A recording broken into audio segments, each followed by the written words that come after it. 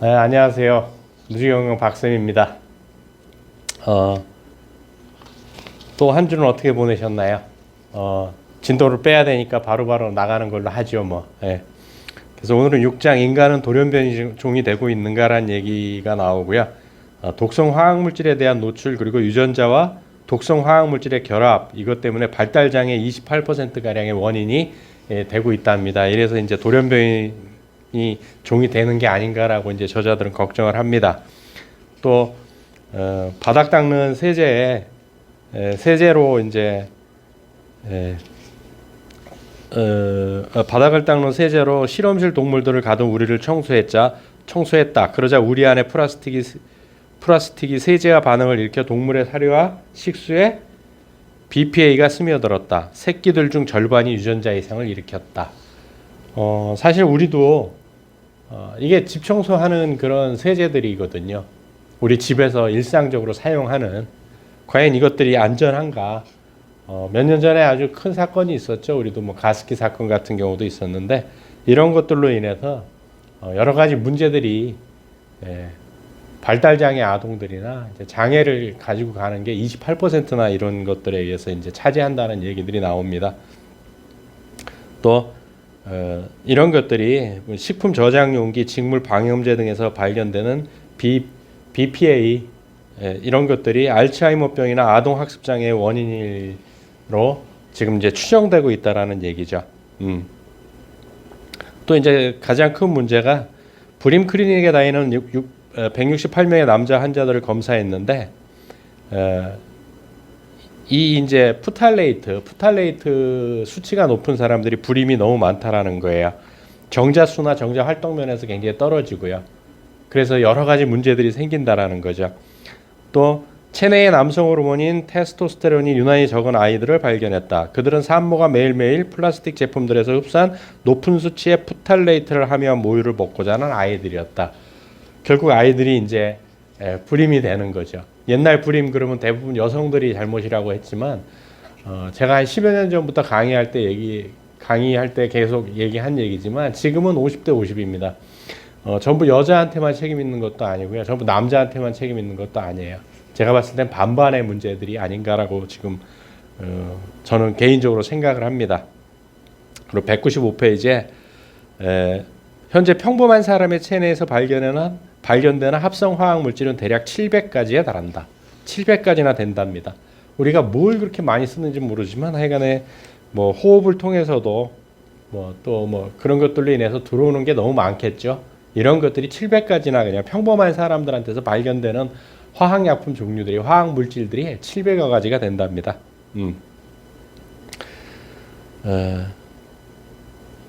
197페이지에 특히 문제가 되는 것은 인공 사향 방향제다. 방향제 있지 않습니까? 샴푸, 공기청정제, 세척제 등에 사용되는 이 합성 화학 물질은 오수 처리로 제거되지 않으며 그 결과 대부분의 수역을 오염시키고 있다. 뭐 수역만 오염시킬까요? 우리 몸도 극도로 오염시키고 있는 거겠죠.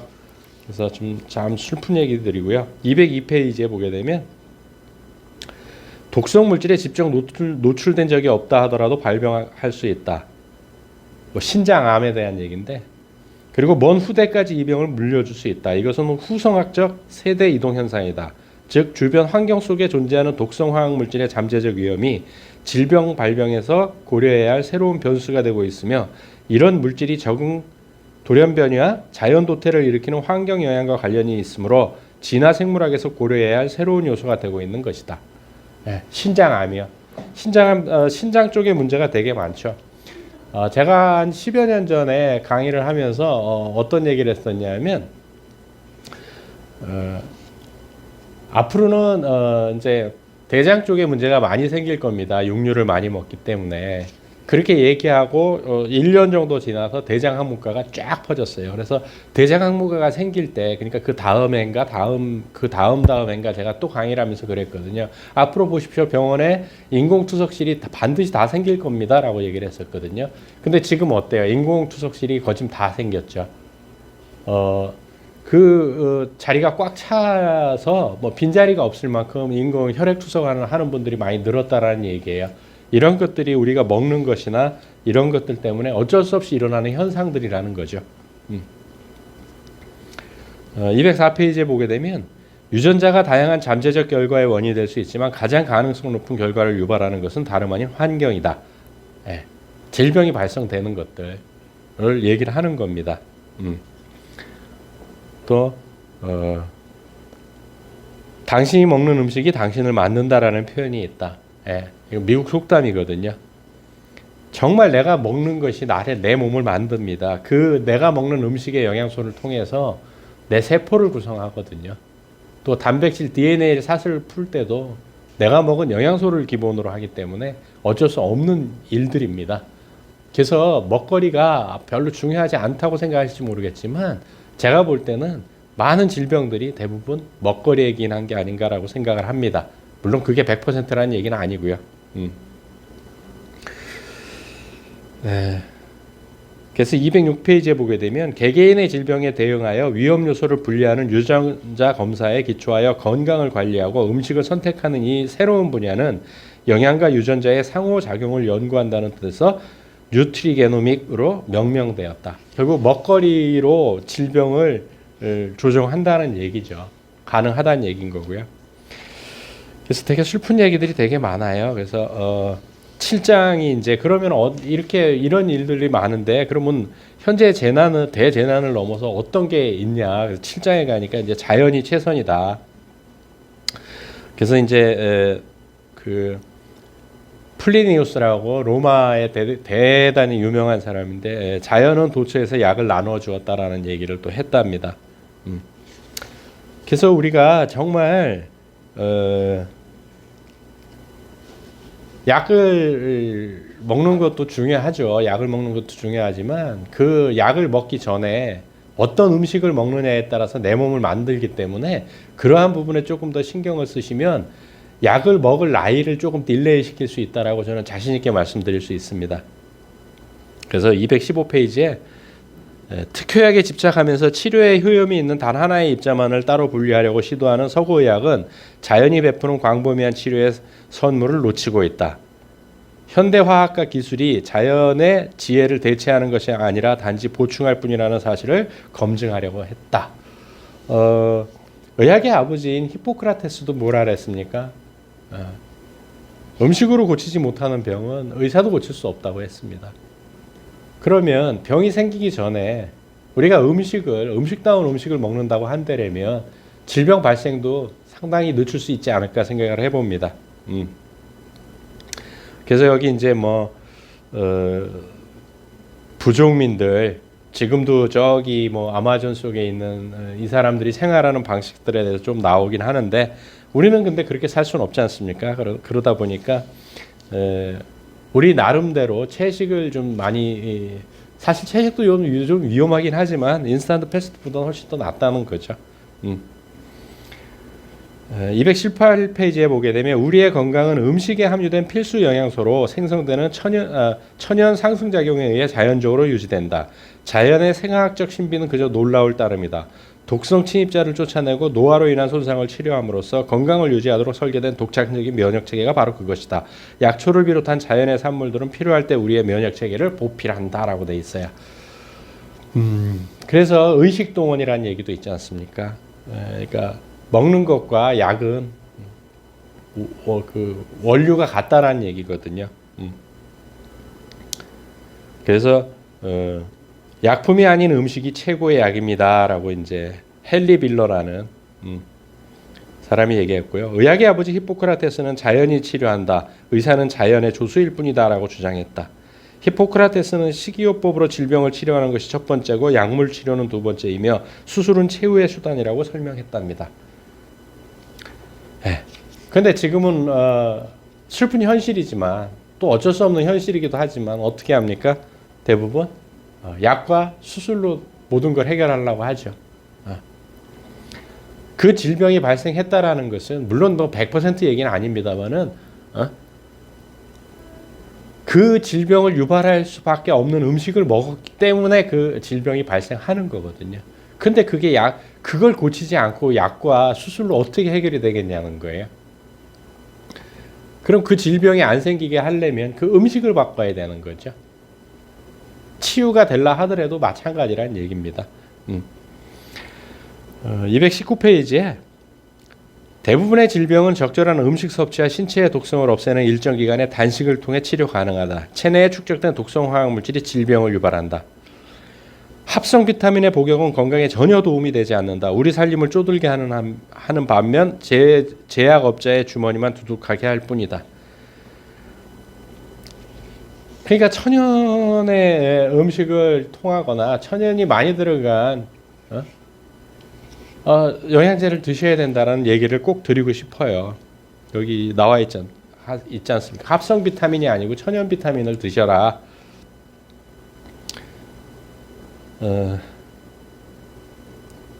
220페이지에 보게 되면 음식은 21세기의 비약적인 발전을 이룬 약이다. 우리는 인공적으로 경이로운 약들을 만들어냈지만 어머니 자연이야말로 세상에서 가장 오래되고 가장 위대한 진정한 약제사다. 주류 과학자들도 점점 고대 음식, 민간요법과 식이요법의 관행으로 다시 돌아가고 있다. 라고 결론을 내린답니다. 카퍼라는 사람이요. 그게 되게 참 슬픈 얘기가 되게 많고 앞에서 나왔지 않습니까? 전체적인 걸 봐야 되거든요. 전체적인 걸 봐야 되는데 우리는 또 그렇지 못하고 앞에도 잠깐 조금 읽어드렸지만 독성 물질을 배출하는 게 가장 중요하거든요. 그래서 1, 2년 전에 뭐 이렇게 코로나 오기 전에 한참 유행했던 게 뭐예요? 디톡스였죠. 디톡스. 해독하는 거. 그게 굉장히 중요하고요. 디톡스를 지금 환경이 너무 이렇게 돼서 디톡스를 하는 것이 굉장히 중요할 뿐더러 저는 특별히 디톡스를 하는 것도 좋지만 밥기니수만큼 배변을 하는 게 가장 좋은 디톡스 중에 하나라고 저는 개인적으로 생각을 합니다. 또 물론 그거 가지고 안 되기 때문에 뭐 디톡스도 필요합니다. 반드시 필요합니다. 현대는 너무나 오염된 것들이 많기 때문에 반드시 필요하지만 우리는 너무나 변비에 대한 해이한 생각들을 갖고 있습니다. 사실은. 그래서 221페이지는 약효가 있는 놀라운 식품들, 그래서 이제 마늘에 대한 얘기가 쭉 나옵니다. 정말 마늘은 너무나 마늘에는 셀레늄, 황화합물, 칼륨, 인, 아미노산, 비타민 B와 C, 구리, 아연 등 200가지 화합물과 활성 성분들이 함유되어 있다. 그래서 세계 10대 건강식품으로도 속하는 게 마늘이죠. 또 나오는 게 브로콜리입니다. 브로콜리에 함유된 피토케미컬이 발암물질의 독성을 없앨 뿐 아니라 통증이나 염증을 가라앉히는 효소 생산에 영향을 미친다. 확실한 증거를 발견했다라고 되어 있습니다. 그런데 지금 시중에서 파는 브로콜리 같은 경우 물에 한번 띄워 보십시오. 어떻습니까? 물에 안 가라앉죠. 그건 뭐예요? 수분 안 날아가도록 기름을 칠했기 때문에 그래요. 그래서 그 기름을 빼고 드셔야 되는 거예요. 알고 드셔야 된다는 거예요. 채소라고 해서 다 지금 좋다고 볼 수는 없거든요. 토마토, 방울토마토 같은 경우도 너무나 많은 색소들을 치죠. 그래서 224페이지는 이제 건강에 대한 그릇된 통념들 해가지고 우리가 잘못 갖고 있는 생각들을 이제 몇 가지를 읊어놓는데 그 중에 첫 번째 나오는 게 우울증은 오직 약으로만 치료할 수 있다라는 게 잘못된 생각이라는 거예요. 잘못된 그릇된 통념이라는 거죠. 그러니까 우울증 진단을 받고 조제약 치료를 받고 있는데 전체 인구의 1%에 해당되는데 2차 세계대전 이후 300% 이상 증가한 수치랍니다. 그런데 우울증이 오는 대표적인 것 중에 하나가 뭐냐면 크롬 결핍이 생기면 우울증이 또 온답니다. 그래서 우울증을 또 예방하는 데는 오메가3 지방산이 상당히 좋답니다. 그러니까 우울증 약으로만 고칠 수 있다는 건 절대 아니라는 얘기예요. 또 226페이지 두 번째 이제 그릇된 통념 중에 두 번째가 뭐냐면 식품은 폭력을 유발하지 않는다라고 하는데 인스턴트 패스트푸드 그다음에 청량음료들은 어때요? 폭력을 일으켰죠. 그래서 일본이나 미국 같은데 특히 일본 같은 경우는 자판기 판매가 금지됐죠. 그래서 학교에서 자판기를 다 없애기 시작을 했죠. 6년 전인가 7년 전에 그렇게 했습니다. 또 세 번째는 뭐냐면 통증은 오직 약으로만 줄일 수 있다. 이것도 잘못된 통념이란 얘기예요.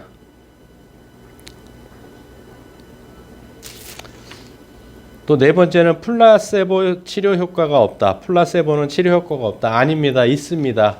자신 있게 얘기할 수 있습니다. 뭔지 아세요? 의사 선생님들도 아십니다. 약의 30%는 플라세보 효과라는 걸 알고 계세요. 그래서 231페이지에 뭐라고 돼 있냐면 의학은 정신의 재료로 채워져 있다라고 돼 있어요. 누가 한 얘기냐? 히포크라테스가 2500년 전에 한 말입니다. 그래서 여기 이제 플라세보에 대한 의학적 증거가 이제 쭉 몇 가지가 또 나오거든요. 또 이제 네 번째 잘못된 거, 유기농 식품은 순수 식품이다. 유기농 식품이라고 해서 순수 식품은 아닙니다. 특히 우리나라는 유기농 기준이 굉장히 선진국들에 비하면, 우리나라도 선진국이지만 다른 선진국들에 비하면 되게 전호약 수준이지 유기농 수준은 아닙니다. 그래서 2002년도에 식품 첨가물과 오염물질에 실린 한 연구는 유기농 식품에 살충제 잔류물이 남는 이유는 세 가지를 꼽았는데, 첫째, 과거에 오랫동안 사용했던 살충제가 오염된 토양에 남아있는 것. 두 번째, 근처 비유기농 농장에서 뿌린 살충제가 바람을 통해 날아오는 것. 우리 중국에서 농약 잔뜩 친 거 황사 불면 LA 앞바다까지도 황사가 간다는데 우리나라가 유기농이 가능하겠습니까, 사실은? 셋째, 테스트를 마친 몇몇 샘플들이 단순한 실수 또는 의도적인 속임수로 유기농으로 잘못 표기된다. 이런 얘기들이죠. 이 세 가지 때문에 유기농은 순수 식품이 아니라는 얘기고요. 또 이제 잘못된 관념이 뭐냐면 100살 이상 장수하는 것은 유전적 예외다라고 얘기를 했지만 그렇지 않습니다. 237페이지에 뭐라고 돼 있냐면 인간의 장수의 유전자가 차지하는 역할은 30%에 불과하다. 나머지는 식습관과 생활 양식 같은 요소들로 결정된다라고 돼 있습니다. 자, 대표적으로 원래 포유류들은요, 엄마 젖을 먹고 자라는 동물들은 토탈에서 완전히 성장하는 성장기에 5배를 살게 돼 있습니다. 구조상 다 그렇거든요. 그럼 인간이 완전히 성장하는 시기가 어디냐면 이 전전두엽이 완전히 성장하는 시기가 25세예요. 그러면 25세에 5배면 125세까지가 수명입니다. 타고난. 자연이 우리에게 주어진 수명인 거죠. 근데 100세 이상 장수하는 것은 유전적 예외가 아니라는 거죠. 대표적으로 지금 어때요? 우리나라에서도 김영석 선생님 같은 경우는 어때요? 104세인가 되셨는데도 지금도 엄청 실에 강연을 하고 다니시죠. 1시간짜리 강의는 아직도 서서 하신답니다. 그리고 자기 인생에 가장 황금기가 언제였냐 했더니 70대가 가장 황금기였다고 얘기를 하셨어요. 지금도 신문에도 꾸준히 칼럼 내시고 하시죠. 그러니까 유전이 아닙니다. 식습관과 생활 습관이 차지한다는 거죠. 70%는. 그래서 240페이지에 자연이 최고의 약국이다. 그래서 자연이 놀라운 효능을 지닌 신약보다 훨씬 더 치료에 기여할 수 있다는 사실에 주목해야 한다라는 얘기가 있어요. 그러니까 결국은 우리가 자연에서 자연적으로 무엇을 먹을 것인가를 결정을 해야 된다라는 얘기예요. 우리 아이들에게 계속 패스트푸드와 삼각김밥을 먹일 건지 아니면 조금 더 신경 쓸 건지를 좀 신경을 쓰셔야 된다라는 얘기입니다. 243페이지에 미국 농무부 소속 식물학자 겸 농무부 산하 약용식물연구소장으로 30년 동안 일한 제임스 듀쿠 박사는 식물의학 분야에서 세계적으로 손꼽히는 권위자다. 첨단 기술의 조제약도 듣지 않는 심각한 상태였던 환자를 약초로 완치하는 것을 목격한 적이 있다. 나 자신에게 이런 의학적 치료를 시도하기도 했다라고까지 얘기를 합니다. 그래서 이분이 또 뭐라고 했냐면 자연의 원리를 잘 이용만 하면 자연이 건강해질 수 있다는 것이다 라고 얘기를 합니다. 그러니까 우리가 여러 가지 이유들이 있겠지만 가장 중요한 거는 저는 잘 먹고 잘 싸고 잘 자는 것이 건강의 가장 기초라고 생각을 합니다. 그럼 잘 먹는다라는 것은 무엇을 의미할까요? 햄버거를 먹는 거, 잘 먹는 걸 잘 먹는 거랄까요? 아니면 안 가리고 다 잘 먹는 거를 잘 먹는 거라고 표현할까요? 꼭 저는 그렇다라고 생각은 안 하고요. 가능하면 가공되지 않은 것들을 먹는 것이 잘 먹는 것이 아닌가라고 다시 한번 강조드리고 싶습니다. 또 우리가 그러다 보니까 채소 위주의 식단을 갈 수밖에 없는 거죠. 아니면 잡곡을 섞는다든지 현미밥을 먹는다든지 그 방법뿐이 없다라는 거예요. 그래서 또 일주일 동안 우리 가족을 위해서 아빠 엄마들이 화이팅 하면서 먹기 싫어하는 아이들한테 또 연구해서 먹일 수 있는 그걸 또 연구하는 한 주가 됐으면 좋겠습니다. 다음 주에 뵙도록 하겠습니다. 수고하셨습니다.